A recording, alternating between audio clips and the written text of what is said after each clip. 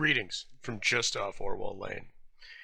Sadly, Episode 2 of The Shadow, airing from October 3rd, 1937, The Red Macaw, and Episode 3, Danger in the Dark, from October 10th, 1937, have been lost.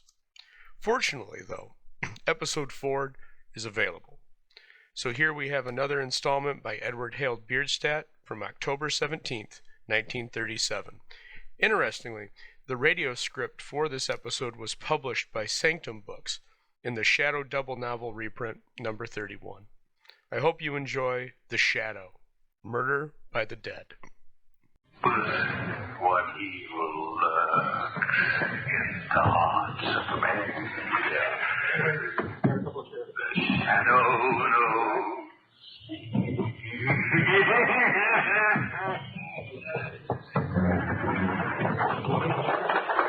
Blue Coal presents The Shadow, the man of mystery who strikes terror into the hearts of shopsters, lawbreakers, and criminals.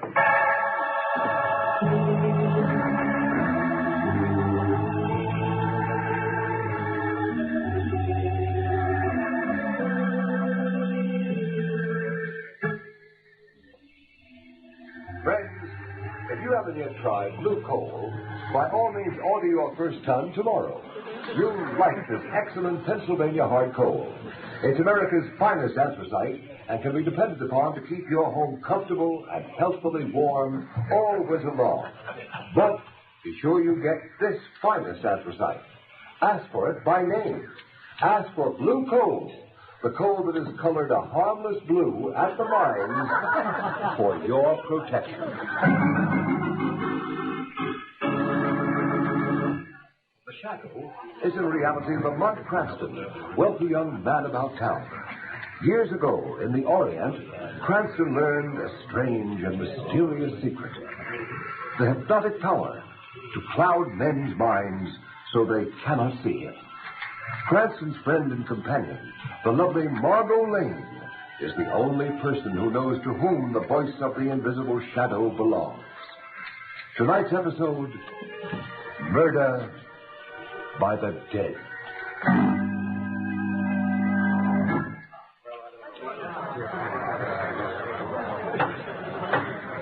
The court will come to order. The court will come to order.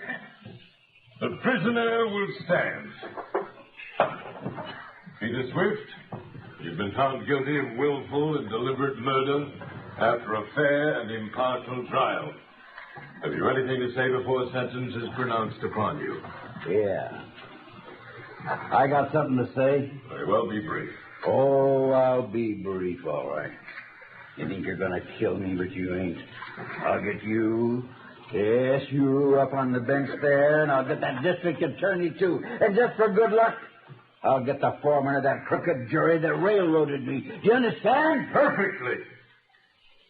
Your threats against the district attorney and the foreman of the jury will, I am sure, go as unnoticed as your threat against myself. Peter Swift, I hereby sentence you to be taken from here to the place from whence you came, and that there you be executed in the manner provided by the law. And may God have mercy on your soul. Oh, you will hang me, will you, you old fool? I'll get you, all three. And if I can't get you living, I'll get you dead. Take him away.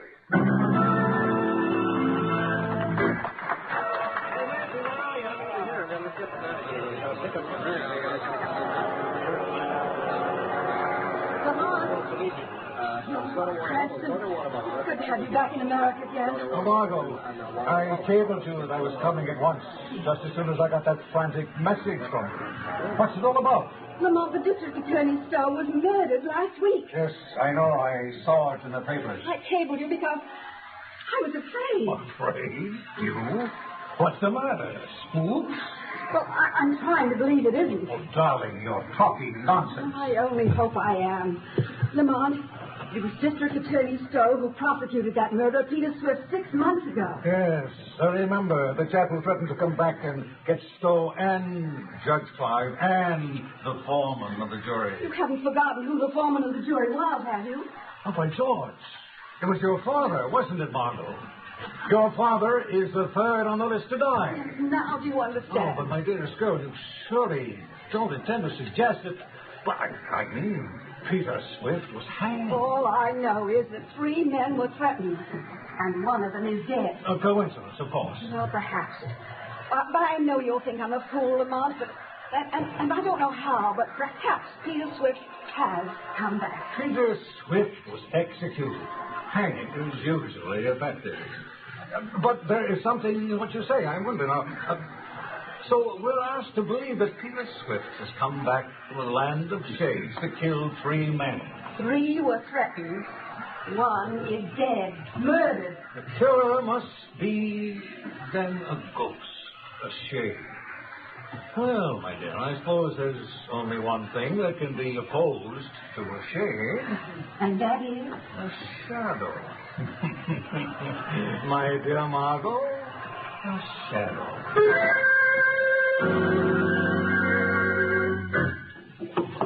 Will there be anything else, Judge Clive? No, that's all, Taylor. You might as well go to bed. I've got some work to do here in the library.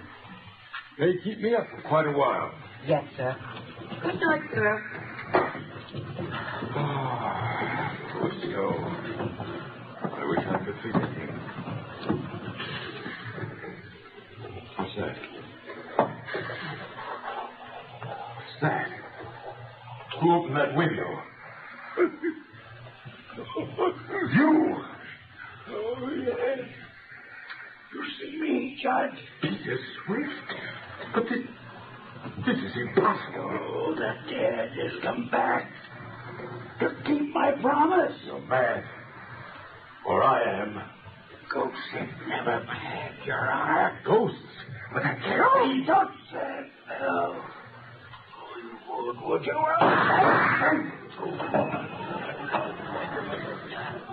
There's 2 of them. 1 more to go.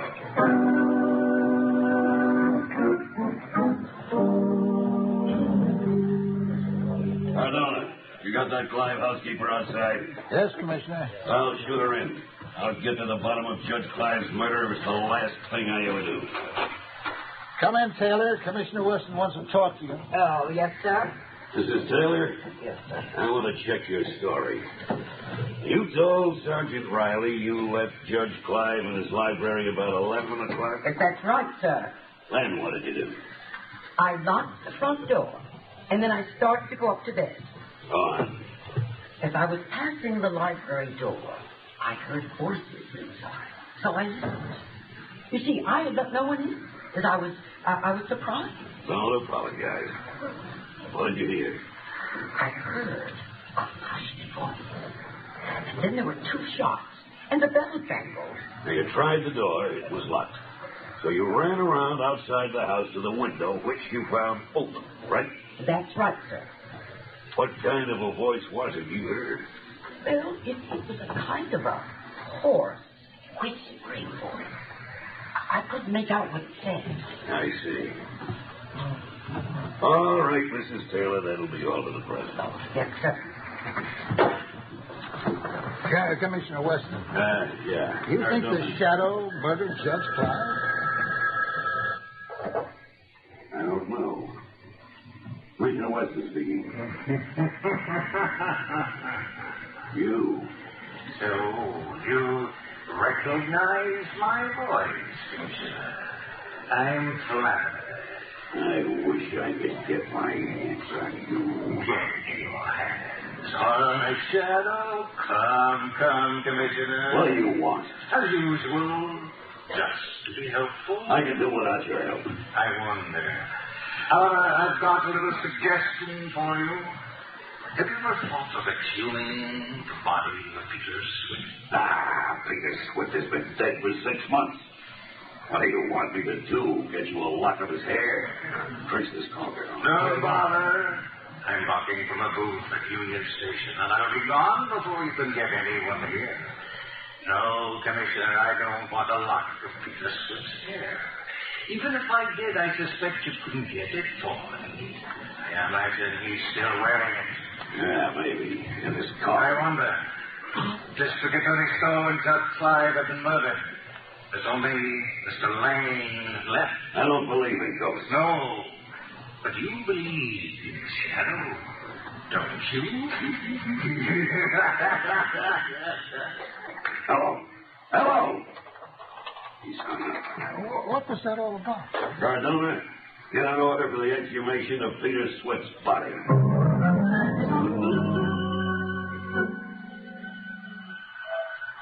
Margot, stand by for orders. The police are on the right track, but they may be too late. Go to the Warden State Prison. Pose as a newspaper reporter. Find out what disposition was made of Peter Swift's body following his execution. Hurry. Every second counts.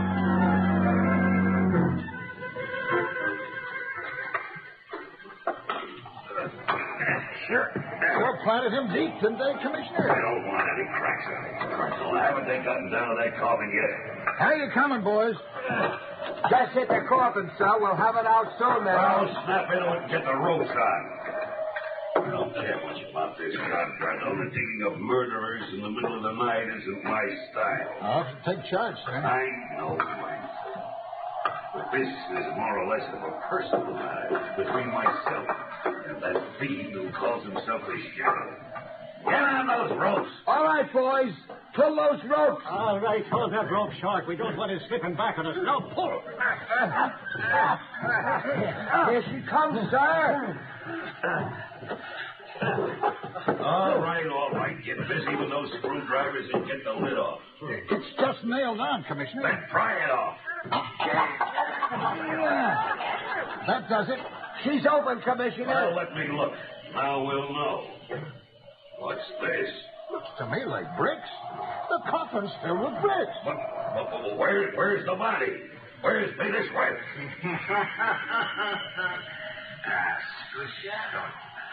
Shadow alone.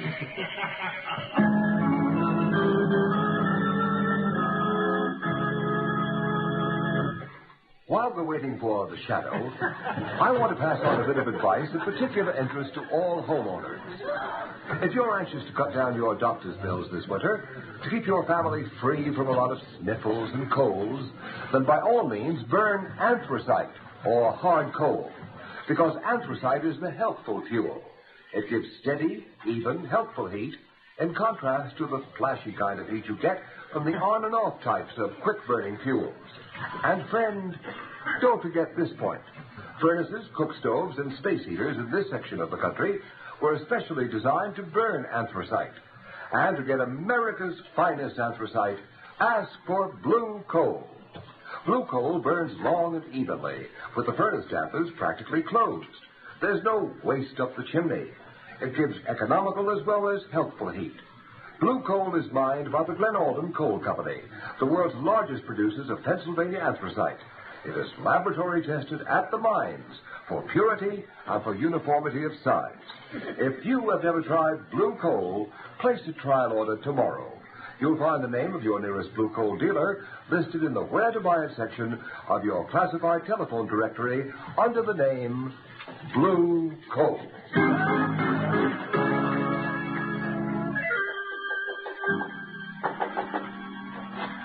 Oh, Lamont. Thank heavens you're back. Well, come in, Margot. Lamont, I was right about Peter Swift. I was right. Yes, I know you were. I found out from another source. My darling, you're trembling. What's the matter? Oh, I'm all right. I've just come from the prison now.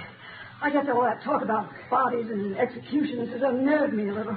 Oh, I'm terribly sorry I had to ask you to do it, but time is so short, and I had to be somewhere else. Oh, I understand. No, calm down. And tell me just what happened from the beginning. Well, I went to see the warden, said I was a newspaper reporter, as you told me to, and asked him what happened to the bodies of executed men. Yes?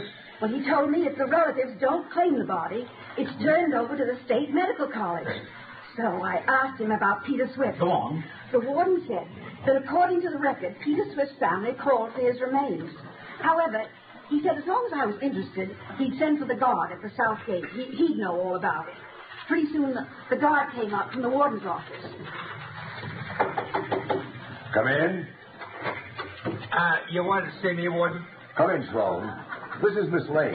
She's a newspaper reporter. Oh, pleased to meet you, miss. She wants to ask you about the removal of bodies. Okay, I can tell you about every stick that's left here in the past 15 years. Well, you see, I just wanted to Well, ask. the first one I ever saw was Grimes. He was hung up for murdering his mother with an axe. Well, ma'am, when they come for him, they... Just a minute, Sloan. There's one in particular Miss Lane is interested in. Swift. Oh, Peter Swift, huh? That's right. Remember him? Oh, certainly. His family was supposed to come for him, but they didn't come after all. No. Nah. A croaker named Cragg came for the body in an old truck. A croaker? He means a doctor, Miss Lane. Oh. That's the rather unflattering prison term for a medico. Oh. Yeah. I reckon this croaker Cragg had bought the body. Anyways, he took it away quick. He was in a great hurry, too. The skip wasn't even cold yet. Do you know where this Dr. Cragg came from? Sure, from the city. I got his address on the register down at the gate. You want it? Oh, yes, please. Thank you very much, Sloan. A doctor named Cragg, Margot? Do you have his address? Yes, here it is. Oh, thank you. Now, listen, Margot, I've got to go out now. Lamont, I'm going with you. No, you're not. You're going home to be sure that your father doesn't leave the house until this thing is cleared up. I don't think it'll be for long, but I don't want to take chances on his safety. But where are you going? Shadow is going to pay a visit to a certain Dr. Cragg.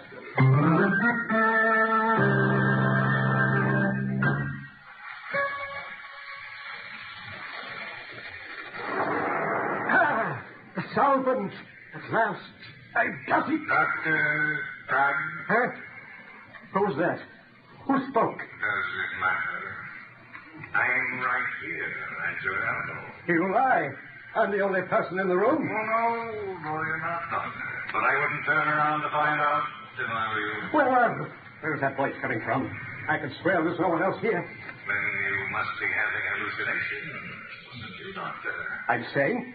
Sane. I'm sure you are, but you can't see me, that's all. What do you want? Just a favor at a price. A good price. How much? $20,000. Yes, a good price. Well, I've got a friend booked to hang on the 23rd of this month. what's that got to do with me? My dad. 20 grand. Who's your friend? His name is Louis. Three-fingered Louis. Well, what am I supposed to do about it? Perhaps you could keep him alive. So, why come to me? Not that gun, Doctor. I've got you covered. You did it! You can't shoot the shadow. Shadow? You don't mean it? Yes, I mean the shadow, Doctor. A shadow just wants a little information. You won't get it. Information as to how you resuscitated Peter Swift. Brought him back from the dead, if you prefer the term. I won't tell you. And restored his broken neck. I did it! I've proved I can do it. But it's my secret. I don't care if you are a shadow or the shadow. You can't have my secret. No one can have it. It's mine. Perhaps you trade your secret for mine. My secret of blinding eyes to the obvious. I can teach it to you in a few minutes. The shadow secret of invisibility. But I'm not interested in your secret, some psychological touch. What's the power of making oneself invisible compared to the secret of making the dead live? Perhaps you're right. Perhaps there is no comparison. But where to learn that secret, Cragg? Tibet or an African jungle? I won't tell you. I won't tell you. It's mine. For how long will it be yours? For as long as I want it to be. Forever and for all eternity. Because only I know the secret, and I shall never reveal it. No. They call me a madman. They threaten to put me in an institution. You're a mad, Cragg. No. I am a genius. Well, you benefited by an exceedingly rare coincidence. No. A coincidence might happen one time in a billion, one time in a trillion. It is no coincidence, I tell you. It was my genius. And I shall hold my secret. I shall continue to make the dead live. You're making Peter Swift live has caused two other men to die. To die at the hands of Peter Swift. And what interest is that to me? I am not interested in that. Not interested in the fact that the third man may die tonight A man named Ross Lane. What do I care about Ross Lane, alive or dead? It is nothing to me. Will you bring Ross Lane back to life? Oh, I could. I can bring anyone back from the dead. I tell you, I have found the secret of life over death. I can prove it again and again. I can prove it on myself. I can die and bring myself back to life. You are mad, Frank. Oh, am I? Oh, Mad? Frank. Yeah, I'm only putting my gun on the table. Very well, then. I'm not afraid of you, even though I can't see you. You see? Yes, Frank. And I will prove to you what I just said. I am not mad. I am a genius. I have found the secret. What was that? Why did you put that fountain pen in your mouth? Oh, so that's it. Potassium cyanide in that pen, huh? And you think you'll bring yourself back to life, huh? Right, you were a fool. You were a madman. So now, as the shadow against the ghost of Peter Swift, but never the ghost of Dr. Cragg.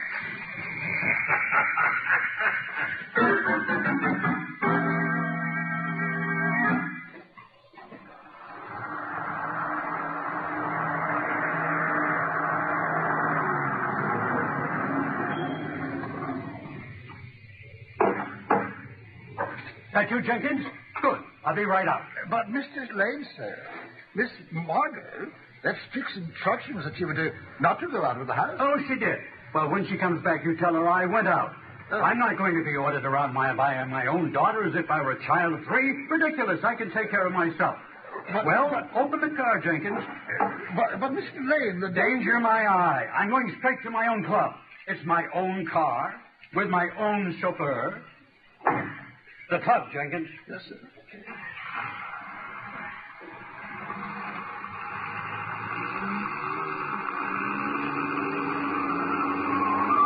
Jenkins, be careful. You turn that corner on 2 wheels. Remember, I have a weak heart. Drive carefully. Jenkins, did you hear me? Jenkins, what's the matter with you? Stop the car this instant. Jenkins, why, you're not Jenkins. For me. Ross Lane. Why, you're Peter Swift. I don't care who you are. Stop this car. Let me out.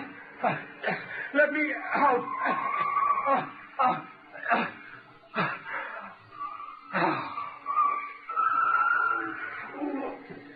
Couldn't go by itself.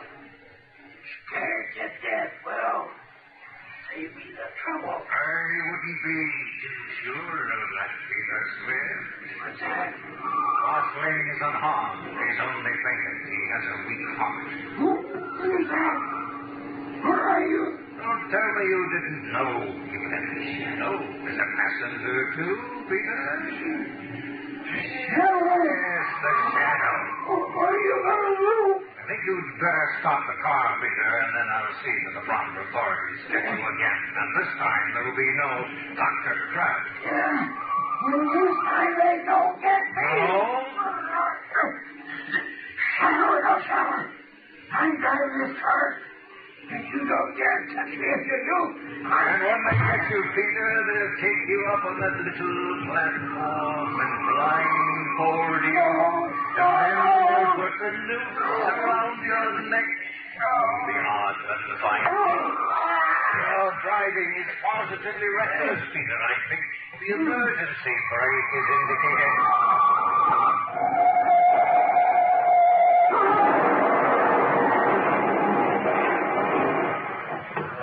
Did you see that crash? That drunken driver. That car's a total wreck. We had that 3 head on. Yes, you did there. Please let me in. I'm a doctor. How about it, Doc? The old man in the back is all right. Just his head. Shot from it. Any other? Well, I'm afraid the short is out of order. Broken neck. Oh, this is funny. What's that, Doc? The chauffeur has a metal brace on his neck now. He must have broken it once before.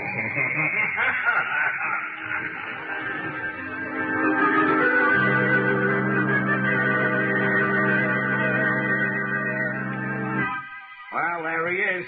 Peter Swift. The only guy that ever died twice. Yeah, we're giving him a swell funeral, all right. I bet there's guys from every mob in town, right in this room. Only look natural. Way unnatural. And cast your lamps on the reed. Yeah, Peter likes flowers. They used to let him mow the grass and sing. Who sent this little bunch of funny blue flowers? Huh? Oh, them is forget-me-nots. Ain't there no card? I guess there is at that. My gosh.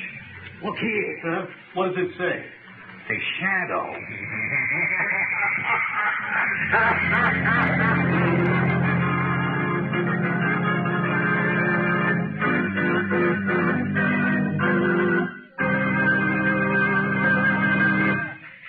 Ladies and gentlemen, before today's thrilling episode in the life of the Shadow comes to a close, we have an announcement that I'm sure will be of interest to everybody.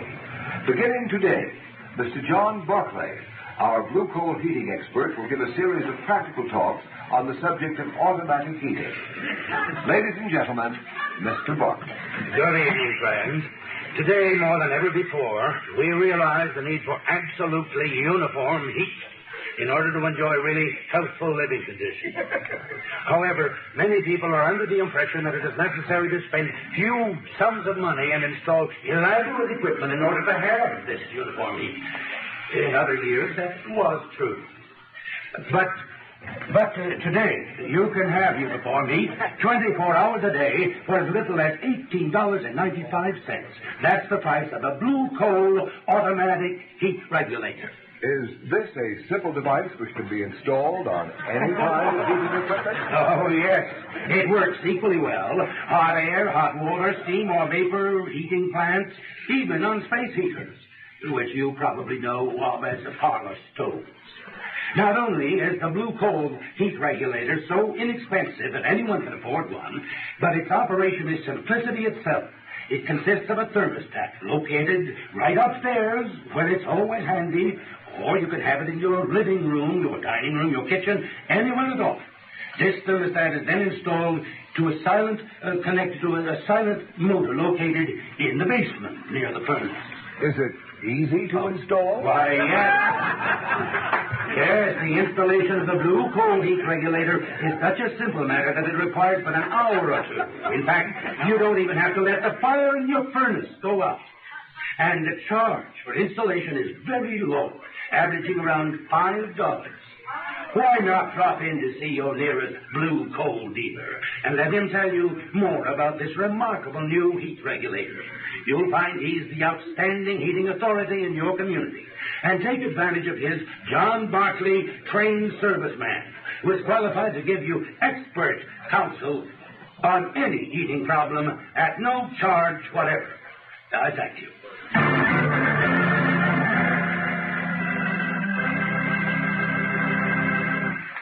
The story you have just heard is copyrighted by the Shadow magazine.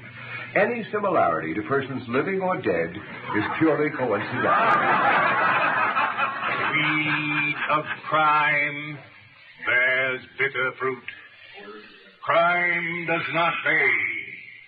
The shadow knows.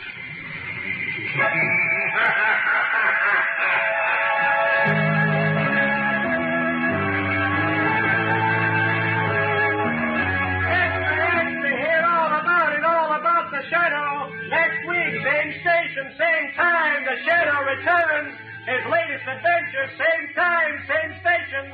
Extra, extra, don't miss it, extra.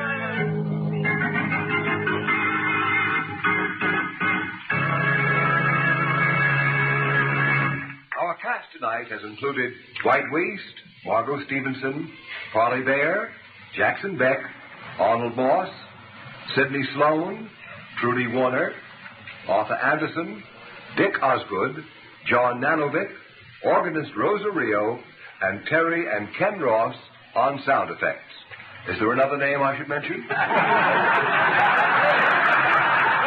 And of course, tall Weber as John Barclay. This is your announcer, Ken Roberts, who joins with the cast in extending our appreciation to the creator of the Shadow, Mr. Walter Gibson.